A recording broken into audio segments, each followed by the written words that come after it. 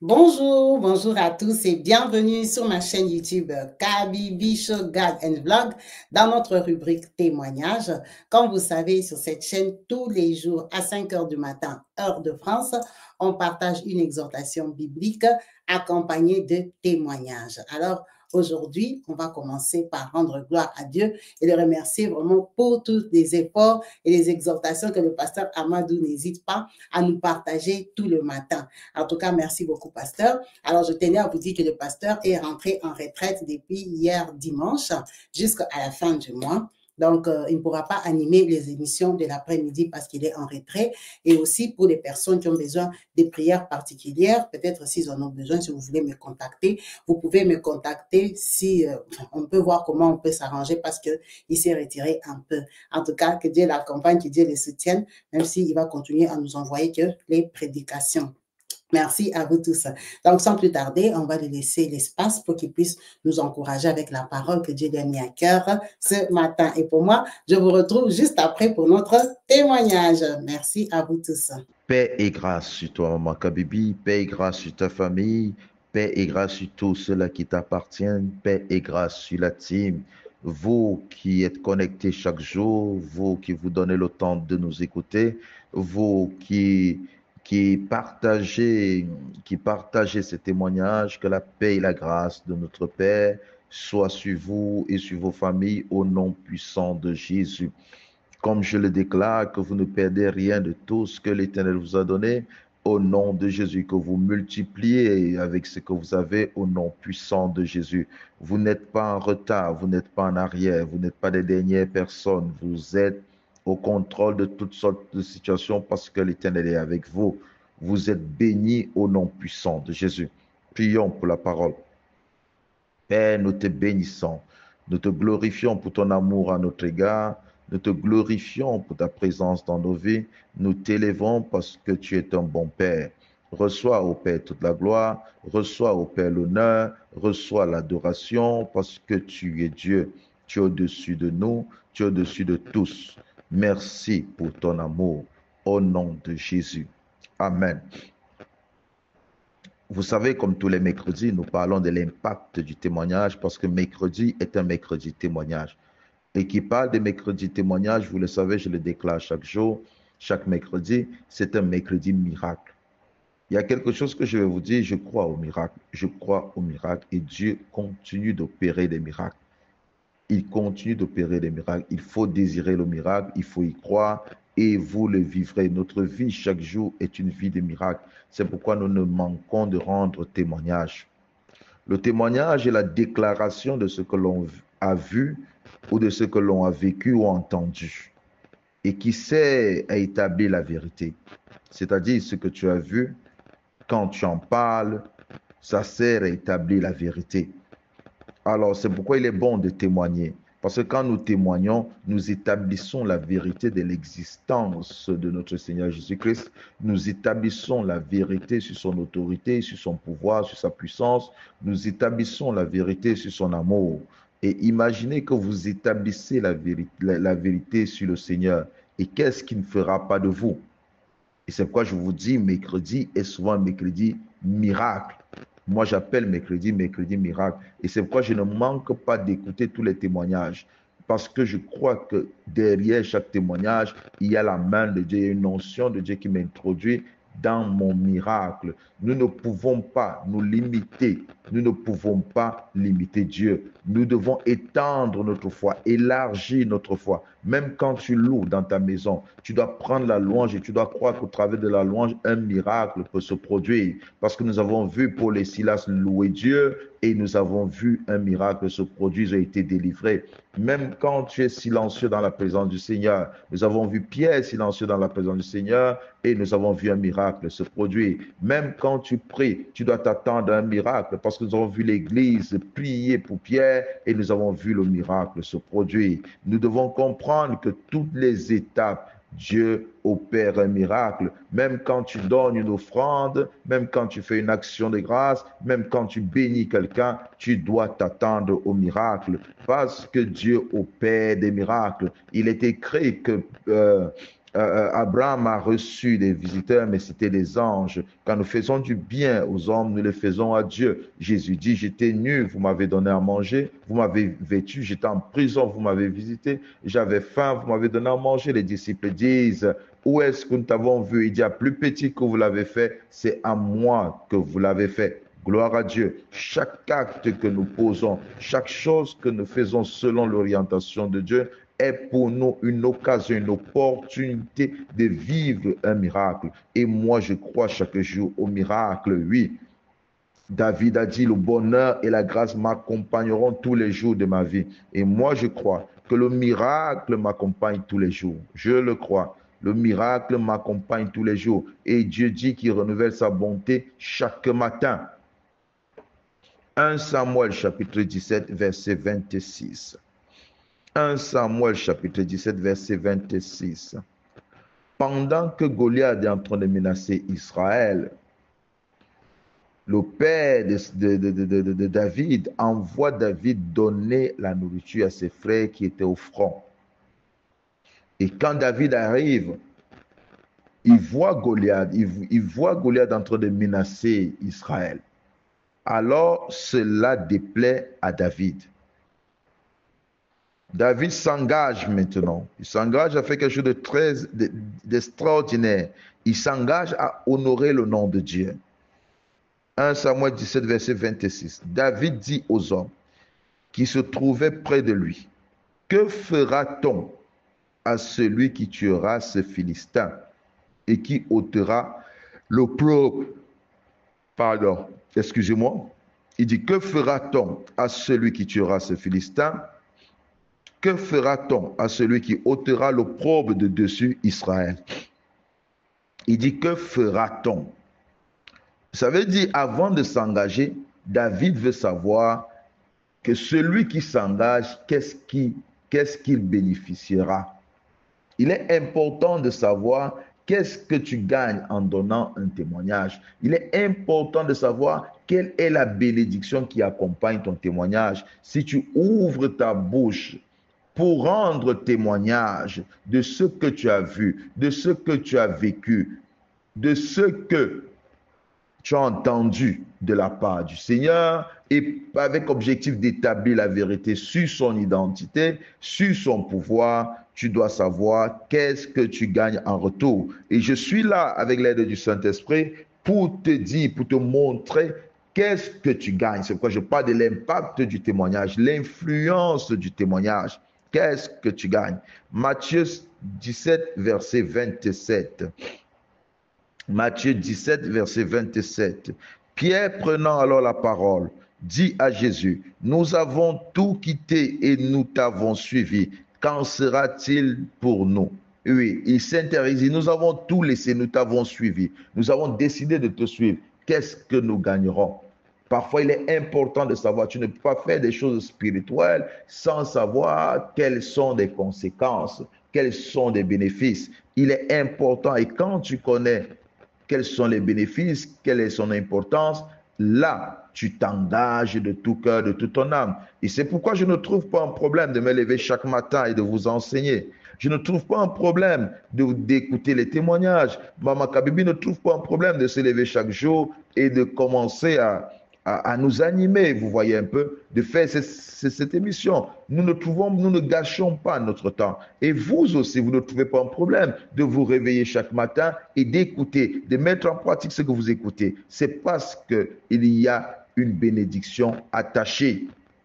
Il y a une bénédiction attachée. C'est pourquoi j'encourage des personnes tous les jours à rendre témoignage. Et je bénis le Seigneur pour la vie de tous ceux-là qui apportent, qui continuent d'apporter leur témoignage. Parce que je crois qu'ils ont la foi que ce qu'ils font est bon. Ils établissent la vérité du Seigneur, de l'amour du Seigneur. Ils établissent la vérité dans les cœurs parce que ces témoignages rencontrent des personnes parfois découragées qui, après ce témoignage, retrouvent la force, rencontrent des personnes qui ont tendance à abandonner la foi, mais quand ils écoutent ce témoignage, ils reprennent le chemin de la foi. On rencontre des personnes parfois qui ne connaissent pas le Seigneur et au travers de ces témoignages, ils comprennent combien Dieu est bon. combien il est fidèle. C'est pourquoi je crois qu'il y a une récompense derrière chaque chose. Le Seigneur dit, la semence ne peut pas tomber sans pour autant produire. C'est la loi de la semence. Et quelqu'un qui ouvre sa bouche et donne un témoignage, c'est une semence que cette personne est en train de jeter au sol.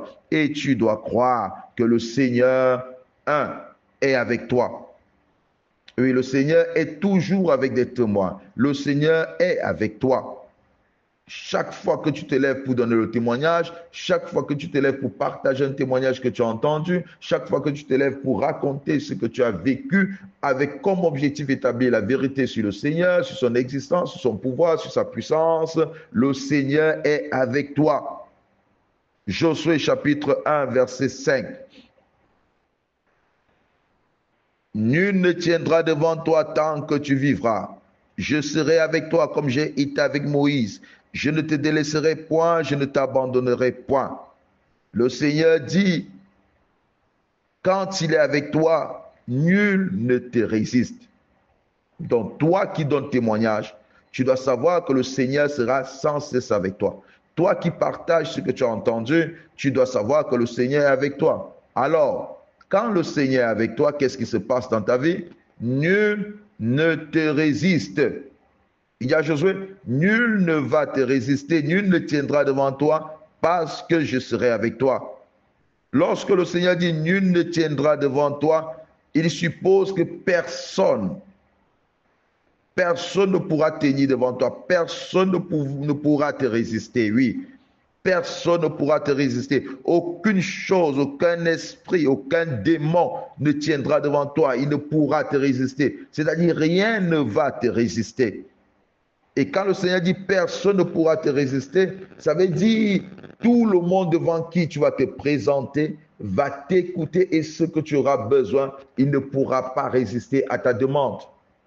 Quand tu es habitué à témoigner le Seigneur, il y a un mystère. Le mystère qu'à partir de ce moment, le Seigneur est avec toi. Et quand partout tu iras, tu vas voir que personne ne va te résister. Oui, tu peux entrer dans n'importe quel bureau. Les gens vont t'accueillir et vont te servir. Tu vas te demander qu'est-ce que tu as de particulier. Mais c'est seulement la présence du Seigneur.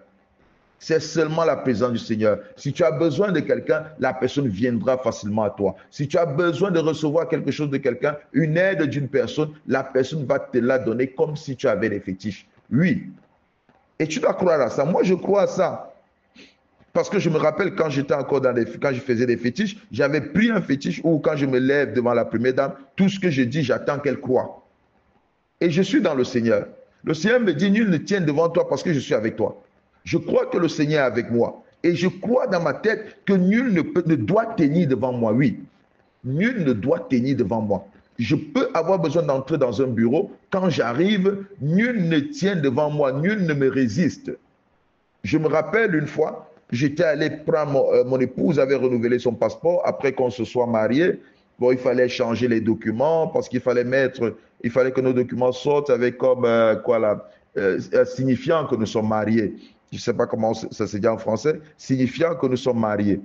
Alors, je l'ai accompagné traiter son passeport. Normalement, ici, je ne peux pas retirer son passeport. C'est-à-dire, pour retirer le passeport, il faut une présence physique.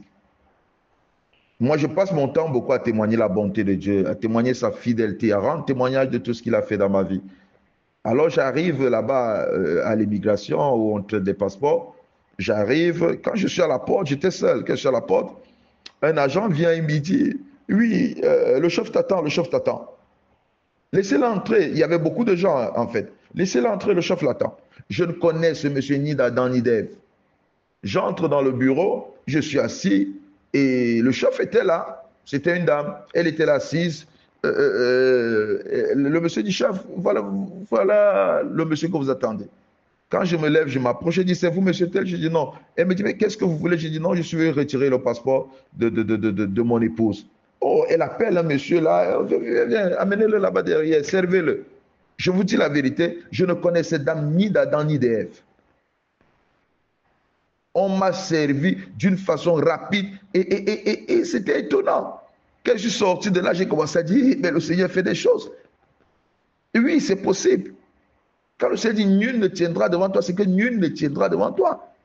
Personne ne tiendra devant toi, personne ne va te résister à ta demande. Tu auras comme sur toi un esprit de domination. Quand tu arrives quelque part, tu as besoin de quelque chose, les gens, tu trouves des gens qui te servent. Je sais que dans la team, il y a des gens qui ont vécu cela. Tu arrives, personne ne te résiste. Les gens sont prêts à te donner tout ce que tu demandes. Et ces personnes ne te connaissent pas. Tu te dis, mais qu'est-ce qui se passe? Qu'est-ce qui se passe? Il dit aux disciples, je serai avec vous. Je serai avec vous. Et quand le Seigneur est avec toi, nul ne te résiste. Je dis nul ne te résiste. C'est pourquoi je t'encourage à donner des témoignages. Moi, je crois, je vous ai dit, j'étais musulman, je suis devenu chrétien. Et oui, et quand je suis devenu chrétien, ce qui a fait ma force, je ne sais pas, mais j'ai commencé à croire à la parole d'une façon terrible. Moi, je crois que tout ce qui est écrit est pour moi une bénédiction. Et j'ai fait un effort de vivre cela, vous voyez. J'ai fait un effort de vivre cela. C'est pourquoi on a l'impression que des pasteurs sont plus bénis que ceux qui ne sont pas pasteurs. Pourquoi? Parce que les pasteurs, nous avons une certaine foi, vous voyez. Nous croyons mordicus à la parole. Nous croyons que cette parole est notre vie. Nous croyons que cette parole, elle est faite pour nous. Parce qu'il est écrit que tout ce qui est écrit, tout ce qui est écrit a été écrit pour notre instruction, pour nous instruire, pour nous montrer comment marcher. Il dit à Jésus, nul ne tiendra devant toi. C'est-à-dire, personne ne va te résister. Personne. Quand le Seigneur est avec toi, personne ne te résiste. Même tes propres ennemis ne te résistent. Ils ne vont pas te parler en face. Il y a des gens, quand tu es avec eux, ils ne te parlent pas, ils ne te regardent pas dans les yeux. Ils ne résistent pas à ta présence. Quand tu arrives dans un milieu, ils quittent. Et c'est pourquoi je crois, ta saison est arrivée, ta saison de domination. Partout où tu vas arriver, s'il y a un de tes ennemis, il va te céder le passage. Dans tous les bureaux que tu vas entrer, des gens vont te recevoir. Tout ce que tu as besoin, si c'est un homme qui doit te donner cela, tu l'auras. Le Seigneur dit, il inclinera même le cœur de tes ennemis en ta faveur. Il te fera trouver grâce même aux yeux des hommes. Nul ne va te résister. Quand le Seigneur dit va, va. Nul ne va te résister. Nul ne tiendra devant toi. Et un témoin a cette capacité, cette onction sur lui. Cet esprit de domination, cet esprit d'autorité. Quand tu te lèves, tu n'as pas besoin de crier. Ce que tu dis est écouté. Ce que tu dis est écouté. Et les esprits se soumettent à toi. C'est-à-dire dans ta maison, s'il y a une certaine domination spirituelle, je te dis la vérité, les démons vont partir seuls sans que tu ne cries, sans que tu ne fasses de scandale, sans que tu ne fasses ceci ou cela. Les démons partiront seuls et tout ce que tu toucheras te sera soumis. Même si tu touches de l'eau, même si tu touches de l'huile, tout ce que tu toucheras te sera soumis. C'est-à-dire des choses, la nature va commencer à t'obéir. C'est pourquoi Jésus peut se lever devant la tempête. Il dit à la tempête, tais-toi. Il dit à la tempête, tais-toi, ferme ta bouche. Et la tempête se tait. C'est pourquoi Jésus peut arriver en face d'un démoniaque. Le démoniaque se met à genoux. Les sorciers de ta famille vont te respecter quand tu iras dans des deuils, quand tu iras dans des festivités. Ils n'auront même pas le courage de s'approcher, de te saluer. Et s'ils te saluent, ils te salueront avec révérence. Ça, je te le dis. Ça, je te l'annonce. Je te l'annonce, ton mari et ta femme vont te regarder avec respect. Tu ne marcheras plus la tête baissée parce que quand l'Éternel est avec toi, tout le monde t'est soumis. Et c'est pourquoi je t'encourage à témoigner. Je témoigne sans cesse la bonté de mon Dieu. Je sais ce qu'il a fait pour moi et je sais ce qu'il continue de faire. Si je te raconte mon histoire, tu ne vas pas y croire. Peut-être pour toi c'est rien, mais pour moi ça suffit beaucoup. Ce sont mes témoignages qui me font vivre, ce sont mes témoignages qui me donnent la force. David a rendu témoignage. Il dit, quand j'étais dans la forêt, j'ai tué le lion, j'ai tué l'ours. Il était seul dans la forêt, il a rendu témoignage. Et Goliath n'a pas pu tenir devant David. La Bible dit que Goliath est tombé face contre terre. Avec une simple pierre, David a soumis Goliath à son autorité.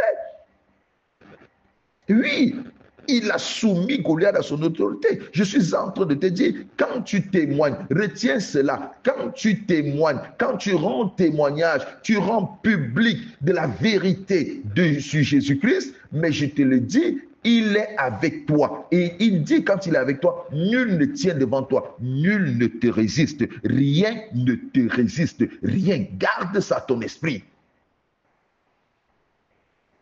Oui, de la même manière que tu aimes prier, de cette même manière, tu dois aimer rendre témoignage. Quelqu'un qui te voit, il doit écouter cela sortir de ta bouche. Qu'est-ce que le Seigneur a fait pour moi?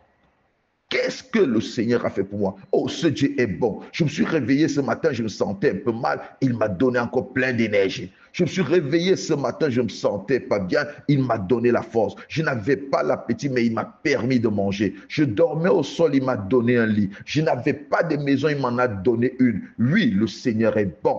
Il y a des choses que nous obtenons sans prier. Il y a des choses que nous vivons, nous n'avons pas prié.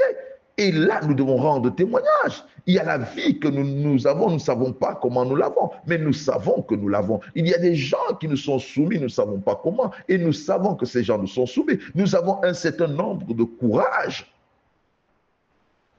Je parlais avec Maman Kabebe hier, je crois que je parlais avec Maman Kabebe. Je lui ai donné un de mes témoignages où je disais, il y a un monsieur qui payait sa dîme à moi. Après, il a commencé comment je vais dire, il a commencé un peu, il faisait ceci, il a commencé un peu à gonfler, un peu, il a voulu me diriger. Vous voyez un peu, quand quelqu'un essaie de payer sa dîme entre tes mains, il veut te diriger, il veut te conduire. Je l'ai appelé. Je lui ai dit, écoute, arrête de donner ta dîme, arrête de me donner ta dîme, arrête, je ne veux plus de ta dîme.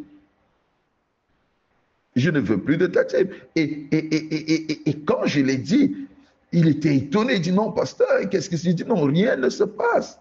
Mais je te dis, donne à quelqu'un d'autre. Voyez-vous, ça c'est un courage. C'est un courage. Tu as le courage de dire non, ou beaucoup ne peuvent pas dire non. Ça, c'est l'œuvre de Dieu. Et quand Dieu te donne ce genre de courage, tu dois les bénir. Combien de personnes tombent dans l'impudicité? Combien de personnes tombent dans l'adultère? Mais toi, tu n'arrives pas à tomber. Tu tiens le coup. Ça, tu dois rendre témoignage.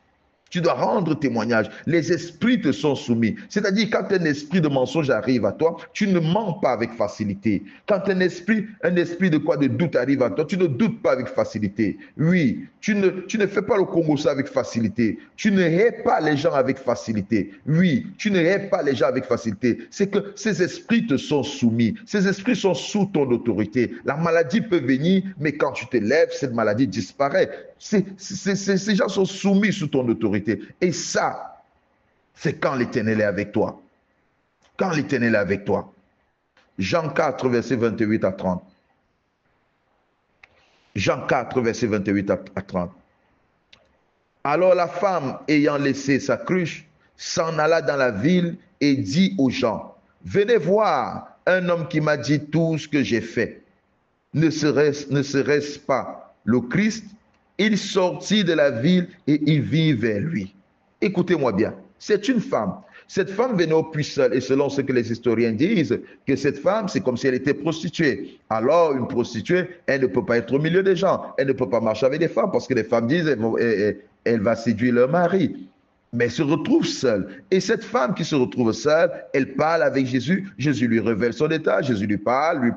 Elle est convaincue que Jésus est le Messie. Elle va rendre témoignage. Écoutez un peu ce qui se passe. Elle va au village rendre témoignage. Elle parle au milieu des gens qui ne la croyaient pas. Elle parle au milieu des gens qui la traitent d'une femme facée, d'une femme légère, d'une femme impure. Mais ces mêmes gens l'écoutent et la suivent. Voyez-vous? Ces mêmes gens l'écoutent et la suivent. Elle les amène jusqu'au puits. Ils ne savent pas. Si elle les amène pour les tuer, ils ne savent pas. Mais ils se sont levés, ils ont commencé à la suivre, comme des moutons. Des gens vont te suivre comme ça. Des gens vont suivre ta direction. Tu vas présenter des projets aux gens. Des gens vont accepter ces projets parce que tu es celui qui rend témoignage de la grandeur de Dieu. Parce que tu es celui qui rend témoignage de la bonté de Dieu. Tu es celui qui rétablit la vérité sur Jésus-Christ. Tu es celui qui rétablit la vérité sur sa mort et sur sa résurrection. Tu es celui qui rétablit la vérité sur sa bonté. Tu es celui qui rétablit la vérité sur sa puissance. Et quand tu rétablis la vérité, ce qui se passe, il est avec toi. Et quand il est avec toi, nul ne tient devant toi. Mets dans ta tête que nul, aucun homme, aucune femme ne tient devant toi. Aucun bureau ne te sera fermé. Des gens te seront soumis. Des personnes te seront soumises. Comme si tu avais des fétiches. Des personnes te seront soumises. Des esprits te seront soumis et quand ils te verront, ils s'inclineront. Ils n'entreront pas dans ta maison n'importe comment. Ils n'entreront pas dans ta vie n'importe comment. Et quand ils entreront, tu vas te lever disant seulement au nom de Jésus, ils se soumettront et ils partiront. Et ça, c'est la vérité. Parce que nous avons de nombreux témoignages dans la Bible. Les Pierre, les Jean, les Paul, c'était des hommes et des femmes comme nous. Les esprits ne les résistaient pas. Ils se soumettaient à eux. Tu vas te lever dans ta maison. Tu vas prier pour ton enfant, le démon va partir. Tu vas prier pour ton mari, le démon va partir. Tu vas prier pour toi-même, les esprits vont te lâcher. Parce que là, l'Éternel est avec toi. L'Éternel est avec toi. Des portes vont s'ouvrir seules. Seules. Et tu béniras le Seigneur. Tu vas dire, oh Seigneur, je te bénis, je te glorifie. Et tu rendras encore plus témoignage parce que le Seigneur prend plaisir à ceux-là qui rendent témoignage. Cette femme a dit, venez voir un homme qui m'a dit tout ce que j'ai fait. Il dit, venez voir, venez voir. Il pouvait dire, oh, laisse aussi, toi avec les hommes, on te connaît, toi tu es séductrice. Tu as encore séduit un homme qui t'a dit tout, qu'est-ce qu'il t'a dit? Non, ils n'ont pas posé de questions, ils ont suivi. Et cette année, je prie que ça se passe ainsi dans ta vie. Quand tu demandes quelque chose, personne ne pose la question. Quand on te donne ce que tu demandes. Quand tu veux que quelqu'un vienne à toi, qui ne pose pas de questions, qu'il vienne à toi. Que personne ne te résiste. Quand tu veux qu'un esprit sorte, qu'il sorte. Quand tu veux qu'une maladie parte, que cette maladie parte. Et je crois que cela se passera avec toi.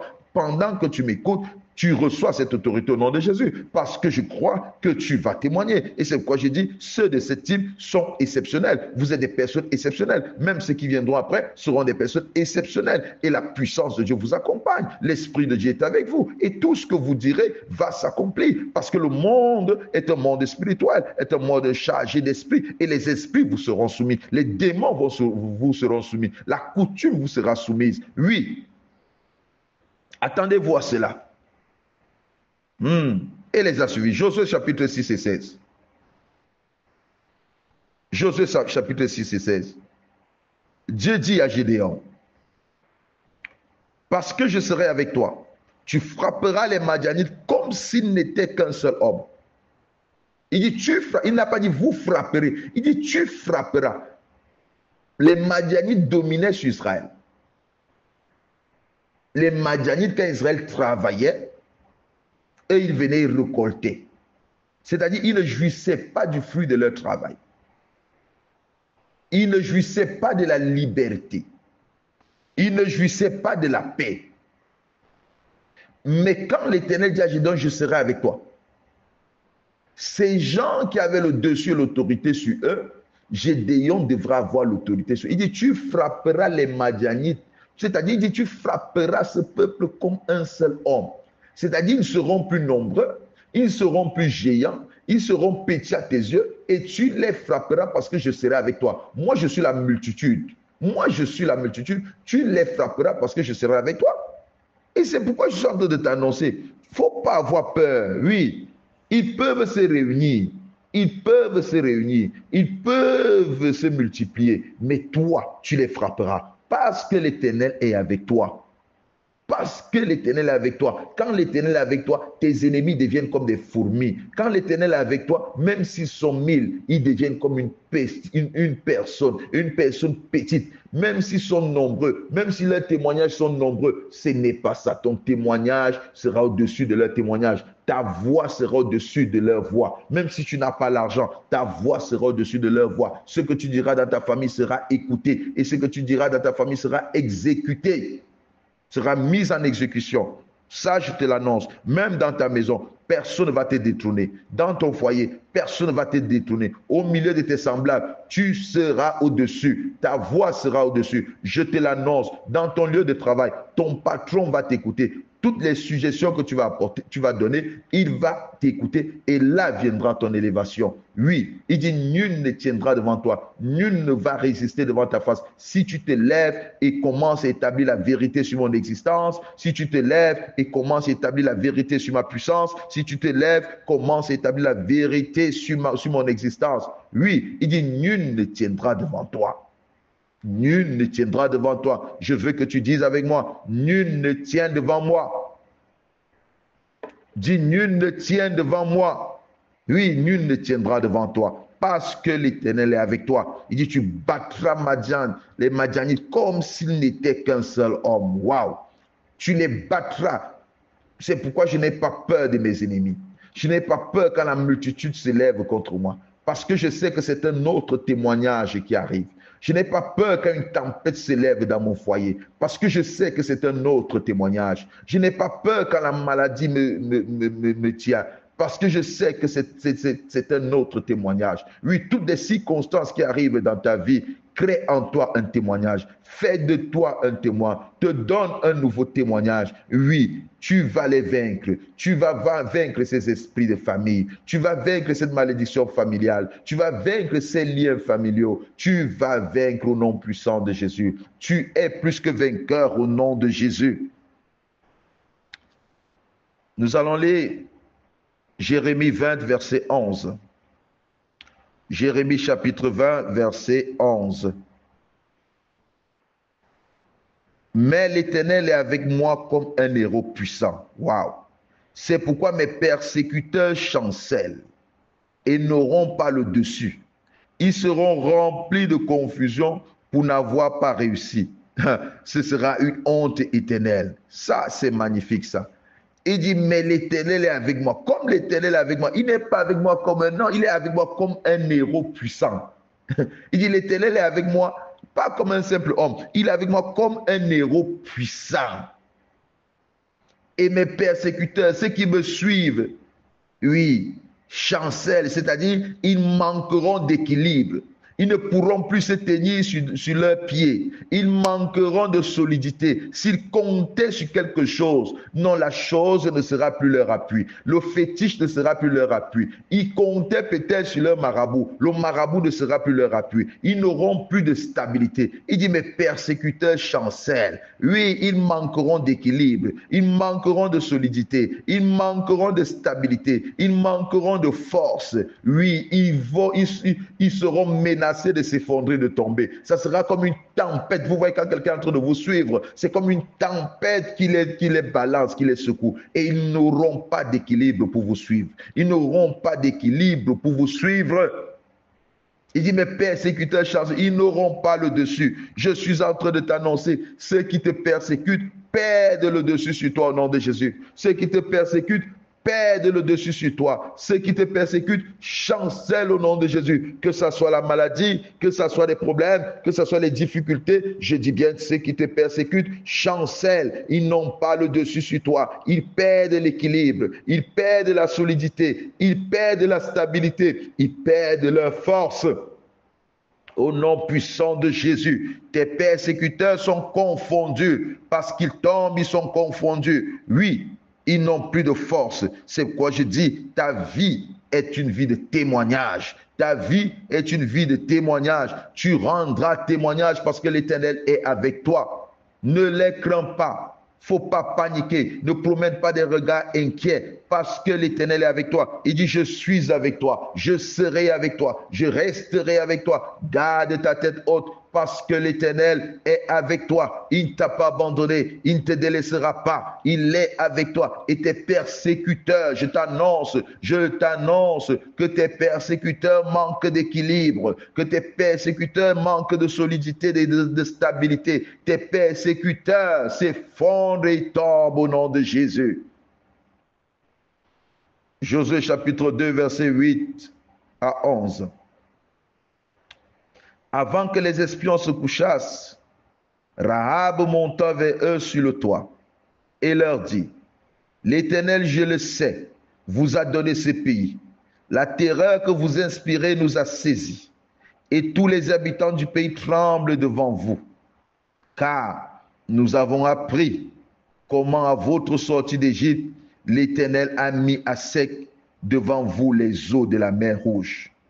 Et comment vous avez traité les deux rois des Amoréens au-delà du Jourdain, Sihon et Og, que vous avez dévoués par interdit. Nous l'avons appris et nous avons perdu courage. Et tous nos esprits sont abattus à votre respect, car c'est l'Éternel votre Dieu qui est Dieu en haut dans les cieux et en bas sur la terre. Il dit, nous l'avons appris. C'est l'histoire de Jéricho. Quand Josué a envoyé des espions, Rahab, une prostituée, les a gardés. Et Rahab commence à raconter ce qu'ils ressentent, ce qu'ils connaissent, ce qu'ils ont appris. Quand tu rends témoignage, l'ennemi apprend beaucoup de toi. Quand tu rends témoignage, les esprits écoutent. Quand tu rends témoignage, comment l'Éternel t'a délivré, comment l'Éternel t'a guéri, comment l'Éternel t'a fait du bien, comment l'Éternel est avec toi, ils sont abattus. Ils sont abattus. Ils savent que tu n'es pas n'importe qui. Ils savent que tu n'es pas n'importe quoi. Ils savent que tu es intouchable et que tout le monde qui essaie de toucher, tu as un protecteur. Tu as un protecteur. Tu as un père. Tu as un guerrier. Tu as Dieu. Ils le savent. Ils le savent. Et c'est pourquoi, quand tu rends constamment témoignage, il faut savoir que tu ne rends pas seulement pour des hommes, mais des esprits de ta famille sont aussi au courant. Les esprits de ta famille, les sorciers de ta famille sont au courant. Parce qu'ils te contrôlent. Et quand tu parles de la grandeur de Jésus, quand tu parles de la bonté de Jésus, quand tu dis comment il t'a libéré, eux-mêmes savent qu'ils sont en danger. Quand tu dis comment il a renversé la maladie, eux-mêmes savent qu'ils sont en danger. Ils vont comprendre, ah bon, donc ce que nous avons fait là, ça ne marche pas parce que cette personne a un grand Dieu. Donc ce que nous avons fait là ne marche pas parce que cette personne a quelqu'un de plus fort que nous. C'est pourquoi quelqu'un qui ne sait pas que tu pries, quand il voit en toi la puissance de Dieu, cette chaleur, ce feu de l'Éternel, il croit que tu as aussi un féticheur plus grand. S'il est courageux, il va te demander, mais c'est qui ton féticheur? C'est qui ton marabout? Où est-ce que tu es? Oui. Et tu dois croire à ça. Ils écoutent aussi. Ils écoutent quand tu rends témoignage. Ils sont au courant. Elle dit, nous l'avons appris et nous avons perdu courage. Quand quelqu'un perd courage, quand ton ennemi perd courage, il est vaincu. Quand ton ennemi perd courage, il est vaincu avant même que la guerre ne commence. Quand ton ennemi perd courage, il recule quand tu approches. Il ne s'arrête pas. Quand ton ennemi perd courage, dès que tu es là présent, il baisse la tête. Et c'est comme ça que vous verrez, vos ennemis vont baisser la tête. Ils vont baisser la tête. Et vous n'allez qu'avancer. Continuez à rendre témoignage. Continue à rendre témoignage et tu verras s'accomplir tout ce que je suis en train de te dire. Continue à rendre témoignage et tu verras la gloire de Dieu se manifester sur ta vie.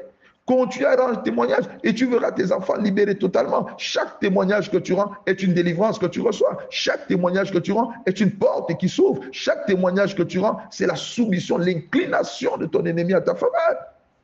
Chaque témoignage que tu rends, c'est une opportunité d'entrer dans ta destinée. Et chaque témoignage que tu écoutes te fait du bien. Oh, que le Seigneur soit glorifié. Que le Seigneur soit glorifié, que sa paix repose sur vous au nom de Jésus. Soyez pleinement bénis. On va passer à notre témoignage. C'est notre maman de la team, une vraie, une sistou, une maman qui vient témoigner la gloire de Dieu. C'est une maman qui a beaucoup de témoignages, comme on dit. En tout cas, elle, vraiment, elle envoie. C'est ce qu'on attend. Hein? Pourquoi vous fatiguez? J'ai déjà témoigné, c'est fini. Non. Tout le monde a plusieurs témoignages de parcours de vie. Voilà. Donc, c'est une maman qui a déjà témoigné, comme je viens de voir. 2 fois. Donc là, c'est son 3e témoignage. Alors, du coup, on va pas raconter les débuts. Les débuts, beaucoup de connaissent déjà. C'est une maman du Gabon qui, dans cette histoire, je vais lui donner un nom. On va l'appeler maman Mireille. En tout cas, aujourd'hui, maman Mireille, on n'a plus ton nom. Bonjour, maman Mireille de la team. Donc, notre maman, déjà, elle a commencé son témoignage avec le verset biblique qui est Ésaïe 43, 2 à 3. Ésaïe 43, 2 à 3. Elle s'est vraiment inspirée de ces témoignages-là qui lui a donné la force de tenir. Cette maman, son parcours, on l'a déjà raconté ici, elle était orpheline des pères et des mères. Elle grandissait chez sa tante au Gabon. Sa tante qui a eu un fils qui a réussi et elle habitait là-bas, on l'a maltraité. Enfin, on avait déjà décidé qu'elle n'allait devenir rien dans sa vie. Donc, sa tante, c'était bon, on va à l'école, hein, tu vois, hein, tu étudies seulement et tout. Donc, elle a quand même étudié jusqu'au bac. Après le bac, c'était démerde-toi dans la vie. Or, elle avait des ambitions pour aller plus loin dans les études. Ce qui se rappelle de son témoignage, il y a eu un cousin qui est venu de nulle part, qui est allé la faire étudier dans un autre pays d'Afrique. Elle est partie étudier là-bas 3 ans, et puis elle est retournée au Gabon. Et quand elle habitait au Gabon, là-bas, elle a eu des hauts et des bas. C'est la même maman qui était partie habiter chez une sœur de l'église. Bon, pour ceux qui ont regardé tous les témoignages, elle était partie habiter chez une sœur de l'église gratuitement.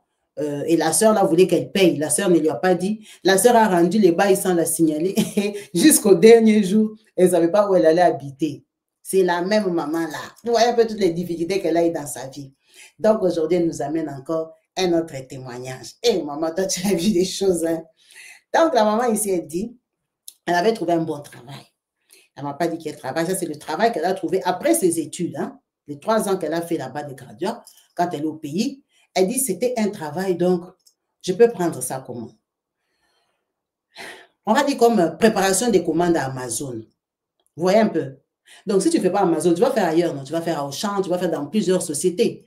Préparation des commandes, aujourd'hui, ça se fait partout, non? Donc, c'est les gens des boulots comme ça. Ce n'est pas ce qu'elle m'a dit qu'elle faisait. Mais c'est pour vous donner un peu l'image que c'est un travail qu'on trouve partout. C'est un travail qui ne chôme pas. Donc, si tu sais travailler, tu vas trouver. Donc, elle a trouvé ce travail-là. Et dans ce boulot-là, elle était... enfin, elle n'aimait pas les conditions de travail. Elle était parmi les meneuses, parmi les... Pas les syndicats, comme les chefs d'équipe un peu. Des choses comme ça. Donc, elle n'aimait pas les conditions du travail. Elle n'aimait pas. Elle n'aimait pas, mais elle travaillait seulement. La galère qu'elle a eu dans sa vie.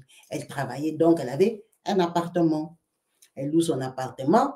Dans la parcelle, là, elle habite avec les bailleurs et les autres voisins. Vous voyez les genres des parcelles. Peut-être il y a, c'était une maison. Chacun sa porte d'un côté. 4 côtés. Chacun a sa porte. Donc, vous vous connaissez, vous vous respectez. Vous habitez ensemble. Elle avait 3 voisins. Plus les bailleurs lui-même là-bas à la maison en étage. Donc, tranquille, parcelle tranquille, vraiment propre, carré. Elle habite, elle paye son loyer. Prenons peut-être que, c'est moi qui donne un exemple, hein. Son loyer peut-être c'est 50 000 francs CFA. Et elle travaille, elle gagne peut-être 400 000 francs CFA. C'est beaucoup. Donc, non. Elle gagne peut-être 250 000 francs CFA. Ça veut dire que c'est beaucoup. Elle est capable de payer son loyer sans problème.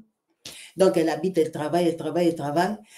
Et le travail là ne lui plaît pas. Elle dit qu'elle veut changer de boulot. C'est comme si elle veut quitter Amazon, aller travailler dans une pharmacie. Ou elle va chercher ailleurs. Elle entre en prière parce qu'elle est très croyante, très pratiquante. Vous-même, vous la connaissez. Elle prie beaucoup, la maman ici. Oh Seigneur, toi-même tu vois les conditions de travail ici, ça ne me convient pas. Moi, je vais démissionner, je vais aller chercher notre boulot. Seigneur, ta volonté. Seigneur, parle-moi. Seigneur, montre-moi. L'ami fidèle, révèle-toi. Patati, patata. Elle a fait la prière d'onction. Quand elle a terminé, elle a senti le cœur lourd. Parce qu'elle avait déjà décidé de démissionner. Elle n'aimait pas le travail. Maintenant, elle a senti son cœur lourd, son cœur comme si... Bon, dans son interprétation personnelle, par rapport à sa relation avec Dieu, elle a vu comme si Dieu a refusé. Elle n'a pas senti une joie, comme une validation, comme une espérance, comme si elle se voit ailleurs, rien. Elle a vu que Dieu a refusé. Ah, Dieu! Comment je peux me laisser dans les conditions de travail comme ça? Hein? Même toi-même, tu ne vois pas. C'est comme ça que, deuxième mois, elle rentre en prière. Elle prie. Elle termine. Il n'y a pas de réponse. Donc, le premier mois, même, le cœur était lourd. Deuxième mois, sans réponse. Ça veut dire, premier mois, Dieu avait dit non. Deuxième mois, Dieu n'a rien répondu. Elle a dit, bon, quand il n'y a pas de réponse comme ça veut dire que de toute façon, Dieu, il avait dit non. Mais il ne m'a pas révélé, il ne m'a rien dit. J'avais senti le cœur lourd. Est-ce que le cœur lourd, c'est non? Ou c'est mes pensées? Bon, de toute façon, c'était un boulot. Hein? Je sais que comme je quitte ici Amazon, il y a des risques que, au lieu de gagner 250 000, je peux me taper un boulot peut-être à 200 000. Ça, c'est le risque que je prends. Parce que je ne sais pas où je vais travailler. Mais ce n'est pas grave. De toute façon, j'ai des économies de 150 000. Donc, je peux payer mon loyer sur 3 mois. 3 mois quand même pour les boulots comme préparation des commandes. Je vais trouver. Elle a démissionné. Elle leur a dit, moi, les conditions de travail ne m'arrangent pas. Vraiment, je ne peux pas continuer avec vous. Ah, vraiment? Mireille, tu démissionnes? Oh, je démissionne. Mireille est partie. Mireille arrive à la maison. Elle a Internet, elle a la télé, elle a tout. Elle commence à postuler, tape les CV. Elle part déposer dans les agences, à gauche, à droite, partout. Donc, elle dépose les CV. Première semaine, rien. Deuxième semaine, rien. Premier mois, elle dit, même les belles sociétés ici, vraiment, elle a déposé, elle a dit, tu sais ce qu'on appelle blocage. Donc, tout est fermé pour toi. Tu ne vois rien. Tu vois vraiment que le monde commence à se refermer, le monde est devenu petit. Tu as déjà postulé partout. Il n'y a pas de réponse. Tu commences à faire les tours.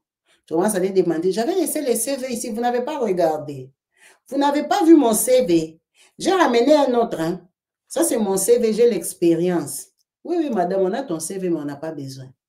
Elle a dit, Kabi, je ne sais pas, c'est la malchance. Toute la ville n'avait pas besoin.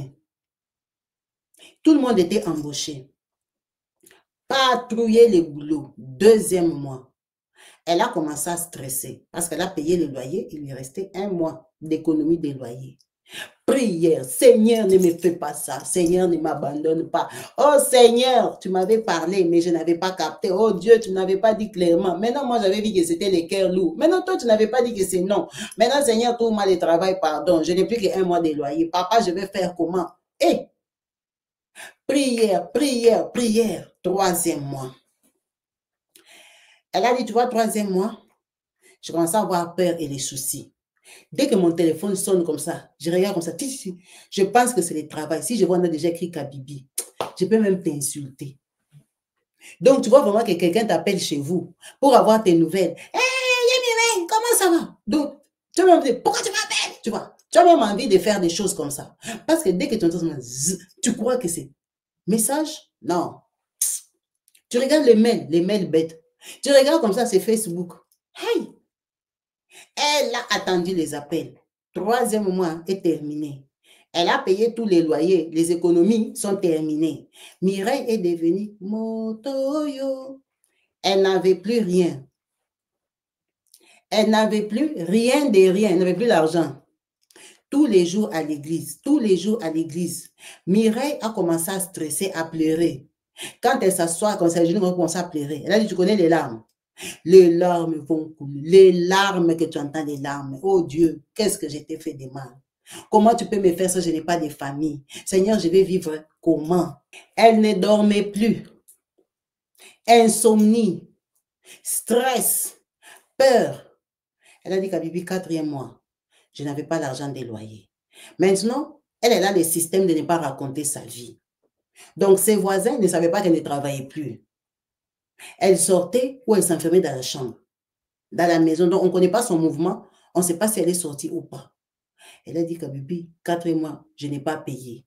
C'est arrivé vers les 10. Les bailleurs commencent à venir. Bonjour, ma Mireille. Position. Oh, c'est-à-dire qu'on ne nous a pas encore payé. On a les retards. Ah, comme j'étais sans locataire sérieux, je travaille. Ah non, il n'y a pas de souci. Appelle-moi. Elle part. Elle a dit, mais non. Elle était crédible visuellement. Quand elle partait, elle ne demandait pas les crédits. Elle viendra comme chez maman Nelly. Bonjour, maman Nelly. Ah, moi, Nelly, j'ai un petit souci là, j'ai des difficultés en ce moment. Est-ce que tu peux me donner 50 000? Elle a dit, je ne disais pas, tu peux me prêter. Est-ce que tu peux me donner 50 000? Elle a dit, les gens, maman Nelly a pris 50 000 et lui a donné sans discuter. Elle a pris, elle est partie payer les loyers. Maintenant, comme elle savait qu'elle n'avait pas l'argent pour manger, premier mois, elle avait demandé que 50 000. Maintenant, tu vas manger quoi? Elle n'avait rien. Elle a dit, tu vois, pendant cette période-là, j'ai tapé des 2 jours sans manger. Donc, tu as fini tout ce qu'il y a dans ta maison, même les sels. Tu as le goût du sel et du piment poussière. Vous connaissez le goût là, non?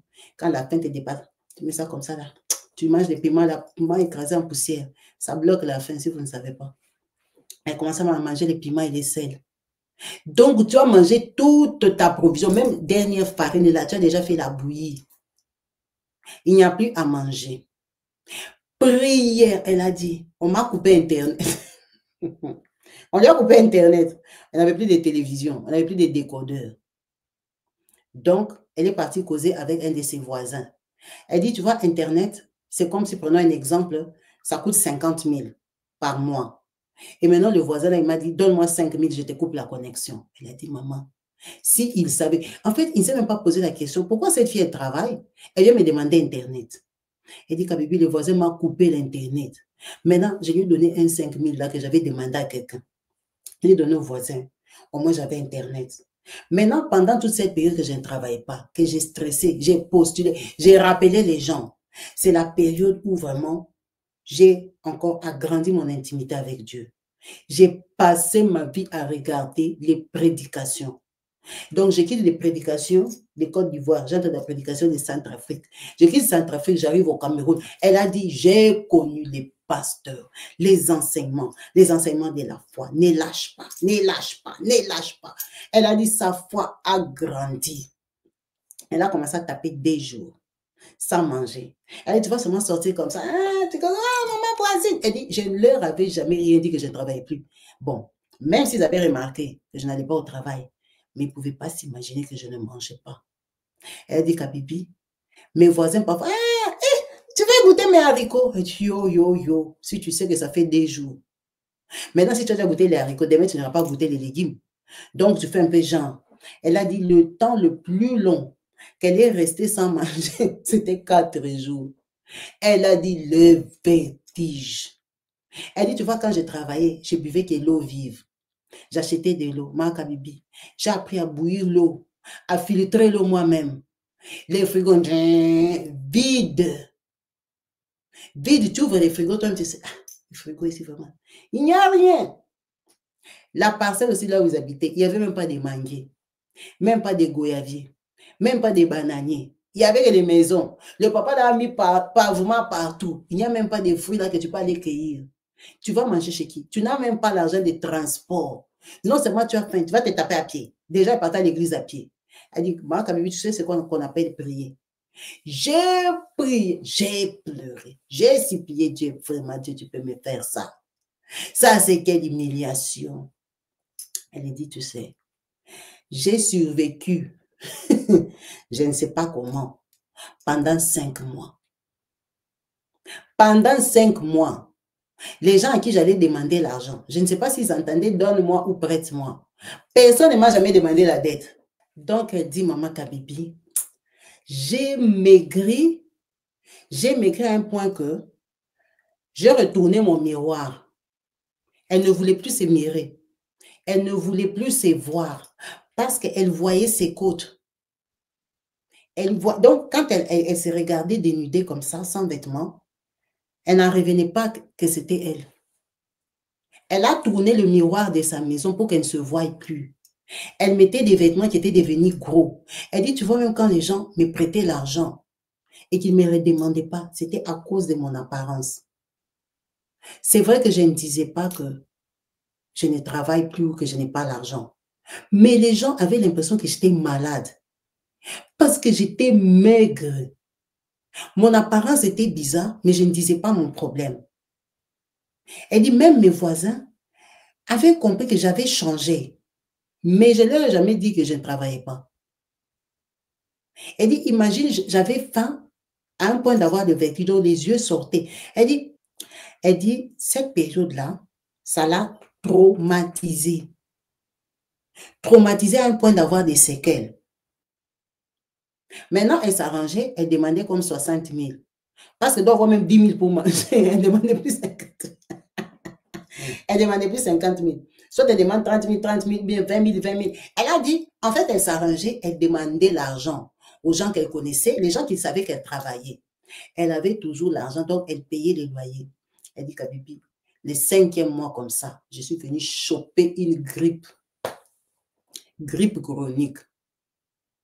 La grippe l'a frappé que vous entendez que la grippe qui te fait froid. Tu as froid, tu trembles pendant qu'il fait 32 degrés dehors là-bas. Tu es là comme ça. Elle est tombée malade. La fièvre, elle n'a pas l'argent. Elle a dit, même les médicaments, tu peux regarder. C'est quand tu te rends compte que tu as un Doliprane là périmé dans la maison. Elle n'avait pas de comprimés. Elle a dit, maintenant, je vais vivre comment? Donc, je vais mourir de grippe.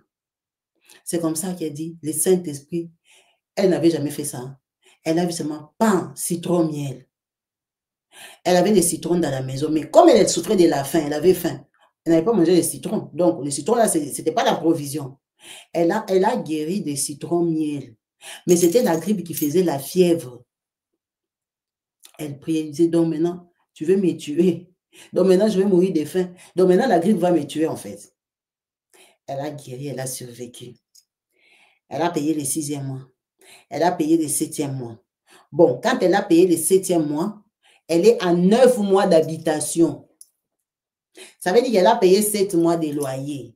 Mais elle a 9 mois qu'elle ne travaille pas. Donc, ça fait 9 mois qu'elle elle habite sans avoir de salaire, sans avoir d'argent. Donc, elle a les retards de loyer des 2 mois. Pendant les 7 mois-là, il y a des mois qu'on a sauté. Mais elle a su payer au bailleur 7 mois. Le bailleur vient lui dire, maman, en tout cas, tu es bien gentil. Mais là, ça fait 2 mois que tu as 2 mois de retard. À chaque fois que tu viens payer, tu ne payes pas les mois passés. Moi, je ne peux pas fonctionner comme ça. Ça veut dire que moi, je considère que nous sommes au mois d'avril. Là, tu avais payé les mois de février. Donc, il me reste mars et avril que tu as déjà habité. Maintenant, on commence mai. Tu vas me payer mars et avril, quel mois? Moi, ce n'est pas possible. Je t'ai fait des contrats pour sortir. Je rends le contrat, tu vas sortir. Le logement est terminé. Parce que je ne peux pas, moi, j'ai besoin de ça pour vivre. Tu es devenu trop manœuvre. Moi, je ne peux pas te garder. Elle a dit, maman Kabibi, je suis entrée dans la chambre. Je me suis couchée par terre. J'ai commencé à pleurer. J'ai dit, Seigneur, vraiment le travail, c'est qui est fermé, qui a fermé pour moi. J'ai les diplômes, pourquoi je n'ai pas? Papa, comment tu peux me faire ça? Pourquoi? Elle a pleuré, elle ne voyait pas par où commencer. Elle a dit qu'elle a fini de pleurer, de prier. Elle a pris son téléphone. Elle a réfléchi. Tout un nom vient dans sa tête. Maman Doa. Elle dit que j'appelle Doa. Elle appelle Doa comme ça. Ah, Doa, on peut se voir. Doa dit, ah, mais bon, je vais passer par tel endroit, on peut se rencontrer là-bas. Elle dit, Maman Kabibi, je suis partie à pied. J'ai fait style. Elle dit, mais par contre, quand j'arrive chez Doa, je ne lui dis pas que donne-moi parce que c'est beaucoup. 2 mois de retard, c'est 100 000. Hein, par rapport à l'exemple que j'avais donné. C'est 100 000. Je lui dis, non, Doa, est-ce que tu peux me prêter 120 000? Elle me dit, ok, mais tu vas me rembourser ça quand? Je lui dis, donne-moi 3 mois pour te rembourser. Mais j'ai besoin vraiment de 120 000. Doa ne sait pas que je ne travaille plus. Elle dit, tu vois maintenant les biens de ne pas raconter ta vie. Doa ne savait pas que je ne travaille pas, sinon elle n'allait pas me donner. Si je lui avais dit que ça fait 9 mois que je suis, plus de 9 mois, parce qu'elle avait payé en demandant l'argent pendant 7 mois qu'elle a demandé. Elle a fait passer 1 an à la maison sans travailler. Donc, Doa ne sait pas. Doa prend 120 000 et lui donne. Oh, tu vas me remettre dans 3 mois. Elle a dit, la Doa, voilà, si elle savait le deuil que j'avais fait le matin.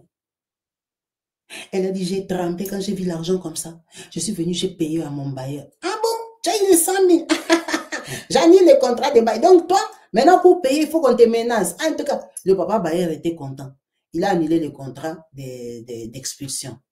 Donc, maintenant, elle a payé 2 mois. Maintenant, le mois prochain, elle va payer ça comment? En plus, elle a la dette de Doa de 20 000, de 120 000. Mais elle a quand même 20 000 pour manger. Elle a acheté la provision. Comme ça, elle ne meurt plus de faim. Le lendemain, donc cette nuit-là, elle prie, elle remercie Dieu. Le lendemain, son téléphone sonne. Son ancien patron, Maman Maggie. Allô, Mireille, ça va? Oui, Maman Maggie. Hey, ça fait longtemps, hein? Depuis que tu as quitté la société. Ah, nous sommes là. On avait embauché une fille là, comme ça, Kabibi, qui t'a remplacé. Elle ne travaille même pas bien. Elle dit, ah bon, yeah! Elle fait la foutaise là-bas, donc vraiment, elle ne travaille pas bien. Mais le patron là, il se connaissait au travail, il causait bien. Mais depuis qu'elle est partie, il ne l'a jamais appelé. Elle ne l'a jamais appelé. Pourtant, c'était une dame avec qui elle causait bien. Donc, elle ne travaille pas bien et tout ça, tout ça. Toi-même, pourquoi tu ne reviens pas? Toi, tu fais quoi maintenant? Elle dit, Kabibi, je ne peux pas lui dire que je ne fais rien, je meurs de faim. Elle dit, je fais genre. Je dis, ah, moi, en ce moment, je suis là, je suis dans les affaires. J'avais lancé un petit commerce. La sœur, certains disaient des tromperies. La sœur a menti. Elle a dit qu'elle avait lancé un petit commerce. Donc, elle s'occupe de son business en ce moment. Bon, elle a fait genre, elle est occupée, quoi. Elle dit, ah, c'est dommage, vraiment. Vraiment, si tu étais libre, tu allais seulement revenir à ta place parce que, elle dit, moi, je n'ai pas de problème pour revenir. Mais le problème, c'est les conditions. Tu sais bien pourquoi je suis partie, Maman Maggie. C'est à cause des conditions. Améliorer les conditions, je vais revenir. Moi, je n'ai pas de problème. Le commerce que je fais ici, je peux aménager mon temps. Je peux reprendre mon boulot. Alors qu'elle est au chômage, depuis qu'elle a quitté le travail, pas elle meurt de faim. Elle me dit, ah, toi aussi, tu es compliqué. Je ne vais pas aller voir le directeur. Je vais lui dire, c'est mieux que toi, tu reviennes. Hein, parce que tu connaissais bien le boulot, là. Tu le maîtrisais. Là, Kabibi, là, elle fout n'importe quoi. Maman m'a dit pas, elle écrit les mails. Heureusement qu'elle avait Internet, elle répond. Mais toi aussi, c'est quoi tes conditions? Elle donne ses conditions. Oh non, peut-être qu'on prenne la pause de 20 minutes au lieu de 15 minutes, que quand je travaille debout, telle date, voilà, elle donne ses conditions. Maman m'a dit, part étudier les dossiers avec les directeurs. Le directeur a validé. Elle a dit, Maman Kabibi, je suis retournée au même travail. Quelle honte. Tu as déjà vu, tu as démissionné. Oh, les conditions, bon, quand même, ma chance, c'était genre, hein. On a changé les conditions, c'est pour ça que je suis revenue. Et puis, ils ont trop eu besoin de moi. Donc, elle a dit, maman, c'était seulement honteux. Quand quelqu'un démissionne, il part dans une meilleure société où il gagne mieux, les autres restent l'envier. Toi, tu as démissionné, puis tu es revenu. Même poste, c'est pas que je suis montée des grades. On a amélioré un peu seulement les conditions de travail. Elle a dit, elle est retournée à son travail. Hein. Elle a dit, imagine, je suis rentrée à mon travail. On me payait mes 250 000. Elle dit, tu sais que la femme, là, Doha, n'a jamais su que je ne savais pas comment j'allais lui rembourser l'argent. Pourquoi? Elle dit, tu vois, dans ces témoignages, j'avais vécu 9 mois sans argent, mais j'avais payé les loyers 7 mois. Et tous les 7 mois que j'avais payés là, les gens à qui j'ai demandé ne m'ont jamais rien demandé. Je n'ai jamais remboursé. En fait, ces gens-là m'ont donné. Mais la seule fois que je suis partie prendre l'engagement d'une dette, c'était chez la dame là qui m'a payé les 2 mois des loyers qui restaient. C'était le seul jour où j'avais ouvert ma bouche pour dire que ça, c'est la dette. Elle dit, tu vois, Dieu, c'est un pourvoyeur à l'excellence. Là, il savait que je m'étais rajouté maintenant une dette, non seulement la dette des Doha, et j'avais une maison à continuer à payer et je n'avais pas de salaire. Il s'est levé pour moi, il a une dernier mot. Il m'a corrigé, en fait. Elle dit, tu vois, pendant cette période-là, j'ai appris beaucoup de choses. J'ai appris l'humilité. L'humilité parce que quand moi j'ai travaillé, mon loyer, donc, je gagnais 5 fois mon loyer. Donc, je pensais que moi, de payer le loyer, c'est impossible, en fait. Mais j'ai manqué. J'ai appris à faire l'économie.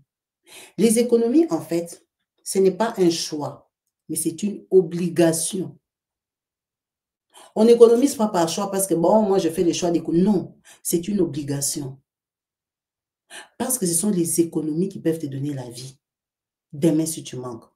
Elle a compris que quand elle n'avait pas à manger, elle entrait dans sa salle de bain. Elle trouvait 2 bouteilles de shampoing, 3 bouteilles de gel douche, ça sent la fraise, ça. Elle dit, mais tous ces argents ici, pourquoi j'achetais ça? C'est l'argent que je pouvais garder dans mon compte. Elle a compris que dans la vie, il ne faut pas acheter des choses inutiles.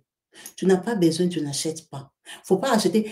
En fait, quand elle est restée à la maison, elle s'est rendue compte qu'il y avait beaucoup de choses inutiles dans sa maison. Des choses dont elle n'avait pas besoin, mais qu'elle, elle achetait. Elle a appris à donner de l'importance aux gens. Elle dit, tu vois, comme mes voisins, quand j'ai travaillé, c'était des gens que, moi, j'étais comme une cadre dans la parcelle. Mais ces gens-là, quand ils me donnaient leur sauce, ils ne savaient pas que c'était ça même après 3 jours que j'ai mangé. Je faisais toujours genre. Parce que comme ils savaient que j'étais une femme de prière, même s'ils ne sentent pas les casseroles bouillir chez moi, ils se disent, ah, peut-être qu'elle en gêne, peut-être comme si. Donc, ces voisins-là, et dit, tu vois, jusqu'aujourd'hui que je te raconte l'histoire, ils n'ont jamais su qu'ils m'ont sauvé.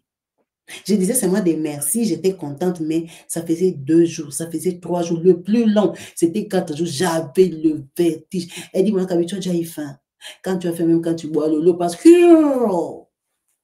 l'eau ne cale pas. Elle dit, quand tu as mangé, tu bois un verre d'eau comme ça, pouf, tu es rempli. Elle dit, quand tu n'as pas mangé, tu peux boire 2 litres d'eau, l'eau passe. Même l'eau ne te cale pas. Tu bois l'eau à midi. À 13h30, tu as faim. Donc, l'estomac est déjà vide. L'eau a tout. L'eau est partie.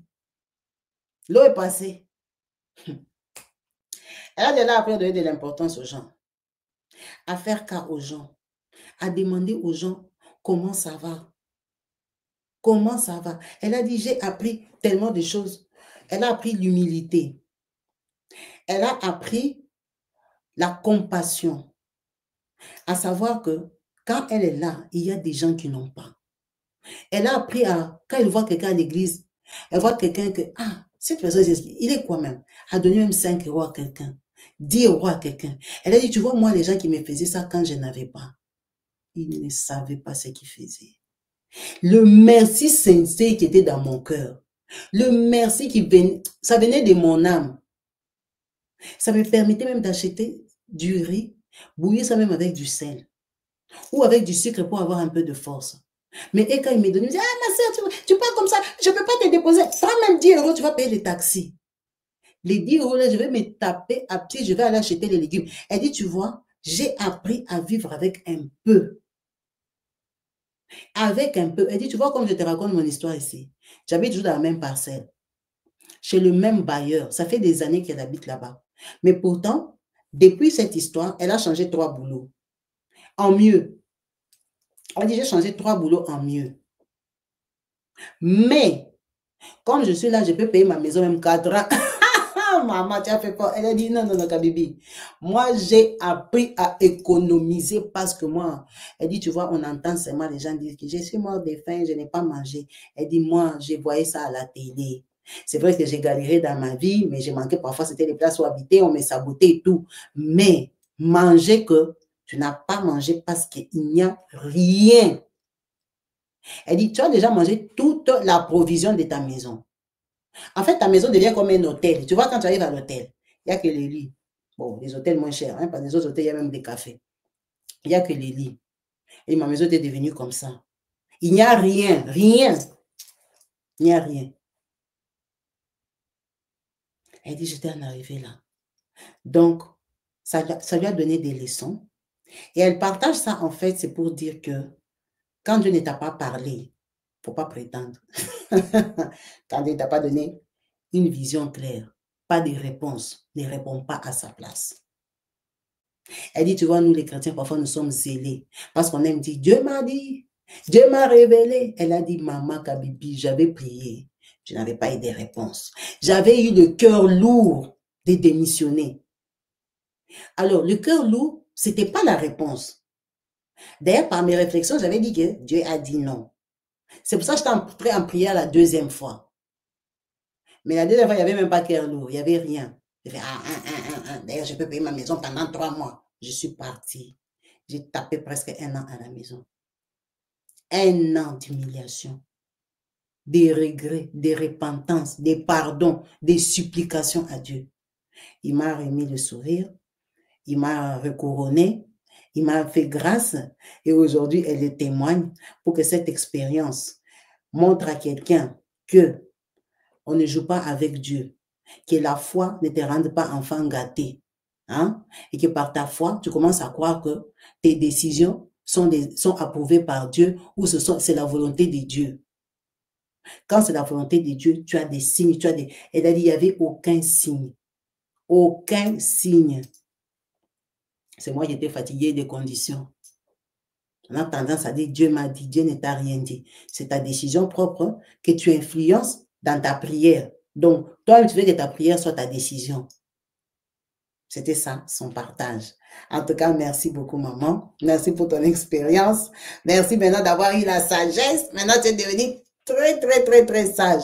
C'est très bien. Que Dieu te bénisse et que ton expérience aide quelqu'un à ne pas gaspiller l'argent. C'est quand tu n'as pas l'argent, c'est quand tu vas comprendre qui est qui. Tu vas comprendre que le monde ici, c'est chacun pour soi. C'est vraiment chacun pour soi. C'est quand tu en as, parfois que les gens te donnent. Et quand tu n'en as pas, on te retire même l'épée que tu as. Merci beaucoup à vous tous. Merci d'avoir suivi cette vidéo jusqu'à la fin. En espérant vous retrouver branchés, connectés très prochainement sur ma chaîne YouTube Kabibi Show God dans notre rubrique témoignages.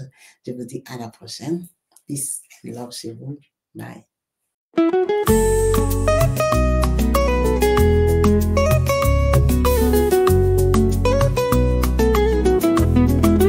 Sala na mona yo nzambe na ngai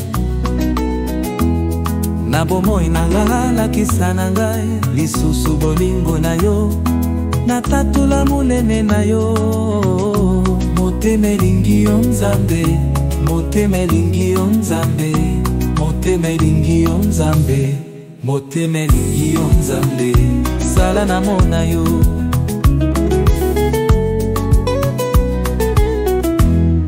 na bomoi na ngai lakisa ngai lisusu bolingo na yo na tatola monene na yo papa po bolingo na yo eleki na monene solo motema elingi yo nzambe motema motemelingi yo nzambe, motemelingi yo nzambe, sala namona yo. Papa namona yo nzambe na ngai, sala lisusu nzambe na ngai, sala pardon nzambe na ngai.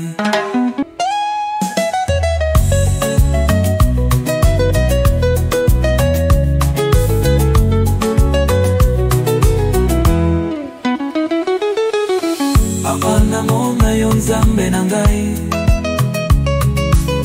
sala lisusu nzambe na ngai, sala pardon nzambe na ngai. Papa namona yo nzambe na ngai, sala lisusu nzambe na ngai, sala pardon nzambe na ngai.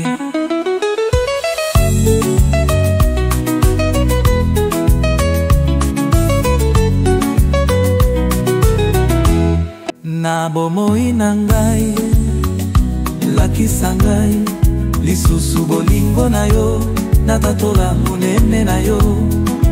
Papa po bolingo na yo, elekinga monene solo. Motemelingi yo nzambe, motemelingi yo nzambe, motemelingi yo nzambe, sala namona yo. Papa namona yo nzambe na ngai, sala lisusu nzambe na ngai, sala pardon nzambe na ngai.